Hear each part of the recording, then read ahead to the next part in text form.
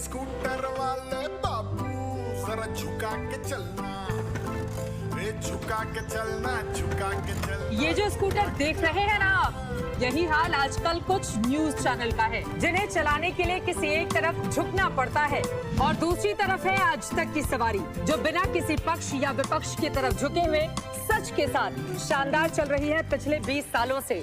भाई साहब कुछ ज्यादा नहीं हो गया, मतलब कुछ भी। जनता को आप मूर्ख समझना बंद कर दीजिए। इस प्रकार की बचकाना बातें किसी के गले नहीं उतरती, लोग मजाक उड़ाते हैं।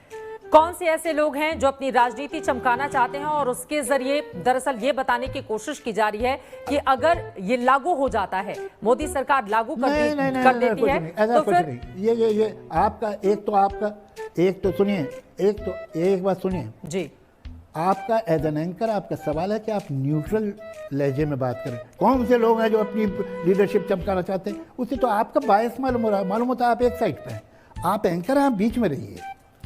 पहले तो ये भाषा गलत इस्तेमाल कर रही हैं आप सरकार का जो आदमी ऐसा कहता है कि ये गलत है, वो अपनी लीडरशिप नहीं चमकाना चाहिए, उसके बारे में नहीं बोलेंगी आप।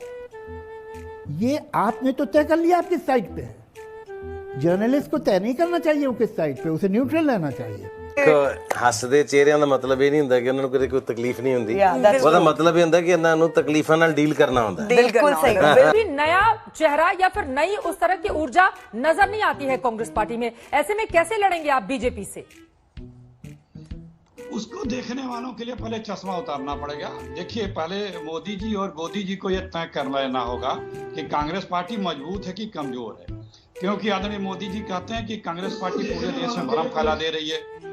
तो अगर हम भ्रम फैला दे रहे हैं तो वो हमारे ताकत का एहसास करा रहे हैं कि हम कितने ताकतवर हैं। और गोदी जी कहते हैं कि हम एकदम हाशिए पे हैं। गोदी जी से क्या मतलब है आपका? गोदी जी से क्या मतलब है? समझने वाले नहीं, समझने वाले कोई नहीं समझ रहे। साफ साफ बोलिए क्या मतलब है आपका? मैं कह रही हूँ कि 4 राज्यों में कांग्रेस पार्टी है, बीजेपी के मुकाबले आप कहाँ खड़े हैं? ठीक है, तो आपको हर जगह गोदी जी, मतलब चश्मा तो आप लोगों को निकालना चाहिए। मैं बता रहा हूँ, एक एक करके बता रहा हूँ। और उसके पहले अभी सुधांशु जी ने खुद गिनाया कि हमारे पार्टी में कब कब चुनाव हुए थे, किस तरह से चुनाव होते हैं। तो इससे बड़ा उदाहरण आपको क्या मिलेगा कि हमारी पार्टी में लोकतंत्र का चुनाव होता है। हमारे पार्टी में आडवाणी जी को, पिता तुला आडवाणी जी को तहखाने में नहीं रख दिया जाता है कि मेरे जीवन का एक ही लक्ष्य है, जब तक मैं आडवाणी जी को पीएम न बना लूं। ये मोदी जी कहा करते थे। आडवाणी जी का क्या हाल है, जोशी जी का क्या हाल है, सिन्हा जी बाप बेटे पुत्र का क्या हाल है, सोरी जी का क्या हाल है, उमा भारती जी का क्या हाल है।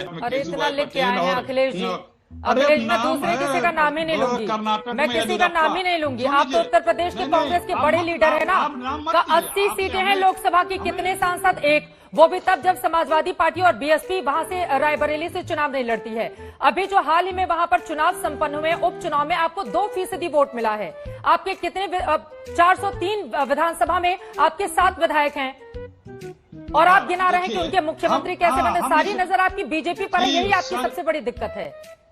आपकी भी दिक्कत यही है कि बीजेपी की निंदा नहीं सुन सकते।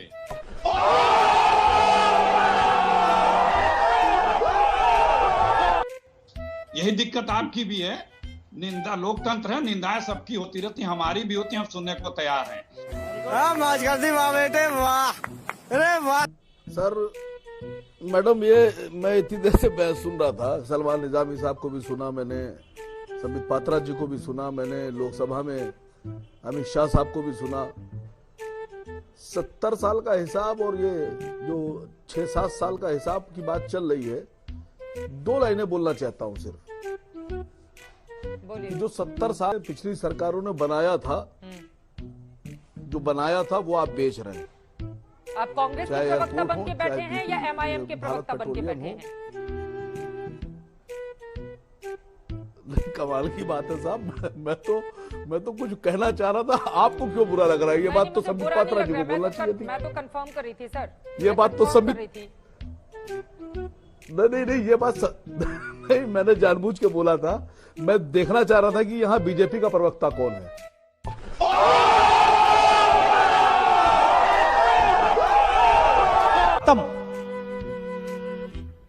Bye bye, tata, good bye, गया।